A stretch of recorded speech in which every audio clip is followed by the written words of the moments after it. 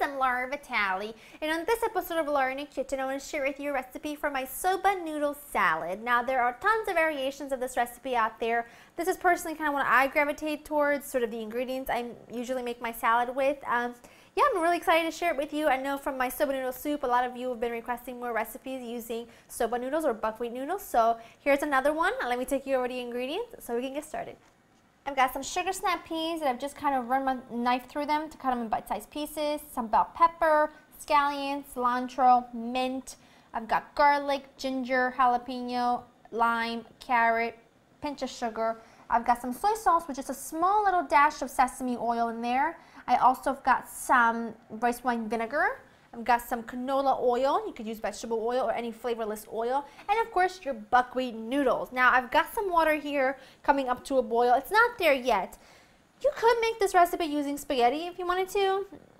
I prefer the buckwheat noodles, which is what I use, but it's completely up to you. Now, you know what? The first thing I'm going to do is I'm going to take my mint and cilantro, and I'm going to give everything a really nice, good chop, because these are the herbs that are going to go through the entire salad and just give it tons of fresh, bright flavor. Right, put them all in there. Now you could use a ton of different vegetables if you wanted to. You can use some cooked vegetables if you've got some left over. These are kind of usually what I use, so that's what I'm showing you today. I'm going to take my carrot and I'm just going to peel it.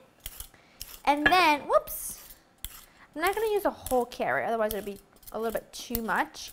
I'm just going to take my box grater, actually I'm going to do it on the board so you can see, and just shred it. Put that right in there. Adds lovely sweetness. Now while we're waiting for our water to come to a boil, which is right just about there, I'm going to take a microplane zester and I'm going to grate some ginger and garlic. I'm going to start with the garlic because I'm going to put this directly in the dressing. So I want it to be kind of fine. Awesome. Now to that, I'm going to add in my soy sauce. Now, I put my little drop of sesame seed oil right in there. I don't know if you can see the little oil floating on the very top, because I didn't want to get another container dirty, and because I needed such a small amount of it. You know, it's like there's no bowl small enough for that. And I've got my rice wine vinegar.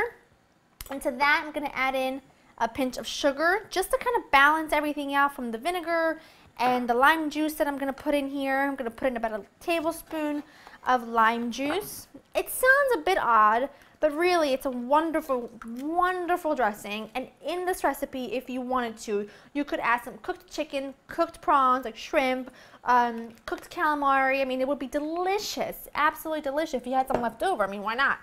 Now taking a jalapeno, I'm going to cut that in half. Take the seeds out. I don't want this to be too spicy, you know? I mean, if you can handle it, by all means, knock yourself out. I mean, literally, you'll knock yourself out if you use too much spice, but, you know, half of one nicely chopped is going to be plenty.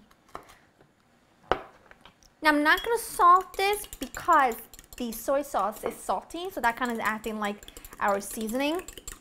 And also, I already have salt in my water for the noodles, so I don't want to add too much salt. So this is going to be plenty to season all of that. I'm just going to leave this aside here for a few minutes. My water's up to a boil. I'm adding in my noodles. These only cook for 4 minutes, so keep your eye on them. And then you want to drain them and rinse them under cold water. And I'll show you what they look like when they're done. My noodles cooked for about 4 minutes, and then I drained them and rinsed them under cold water. One, to stop them from cooking, and also because soba noodles got a lot of starch on them, so you want to make sure you wash that off. Adding that to my veggies, and now it's time to add this glorious dressing. It's going to be delicious, and as good as this is right now, and it really is, it's going to be 10 times better once I put this in the fridge. Let it sit for a few hours. Magnificent. I mean, really. Those flavors just do something magical to those noodles. It kind of like, the noodles kind of soak them all up. The veggies get coated and kind of marinate for a while in that dressing. It's delicious. It's fantastic for lunch. It's fantastic for company because you can make it ahead of time and it tastes even better. Great, let's serve up just a tiny bit because again, I'm gonna put this into the fridge, but I wanna give this a go. I'll use this fork. Let's see, I've got my noodles, my pepper. I'm trying to get it all on here. Let's see, how do I do? Scallion.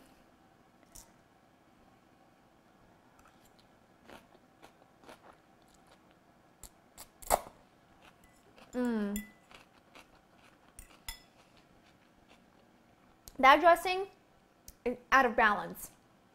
It's absolutely delicious. Keep that dressing in your repertoire for any kind of salad that you want to make and you want to dress up a little bit with the dressing. It's really delicious. I hope you enjoyed spending time with me. Leave any questions down below or any requests for future soba noodle recipes. I hope you enjoyed spending time with me. LauraInTheKitchen.com will have the recipe waiting for you, and I'll see you next time. See ya.